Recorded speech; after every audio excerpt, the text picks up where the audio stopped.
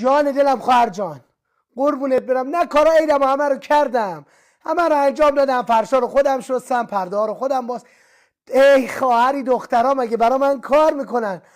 از دخترای من هیچی در نمیاد خواهر جان، قربونت برم. نه اینا هم سرشون رو بکنن تو گوشیشون، نمیخواد برا من کار کنن. نه آبجی قربونت برم، من نیاز به کار اینا ندارم. مگه من مونده ام؟ نه قربونت برم. نه این سارای ما پروتر از اون حرفایی که شما فکر کنید. هر شب با رفیقاش بیرون. آبجی تو که غریبه نیستی. به کی بگم من؟ به کی حرفا رو بگم؟ پریشب تو گوشش من اونی چی کثافت کاری میکرده تا صبح تو اتاق با این پسره صحبت میکرده، فهمیدم گوشیش ازش گرفتم، باز ورشه گوشیشو. نه آبجی، نه قربونت برم، اینا برا من دختر نبودن. به خدا آبجی جان، دخترای مردم رو میبینی؟ این دختر خودم میبینم، دخترها مردم براشون کار میکنن، دختری میکنن. هر شب با رفیقاش دیر میاد، الله ولگر تو خیابونا آبجی. آره قربت میگم، چرا دیر اومدی؟ ترافیک بود ها.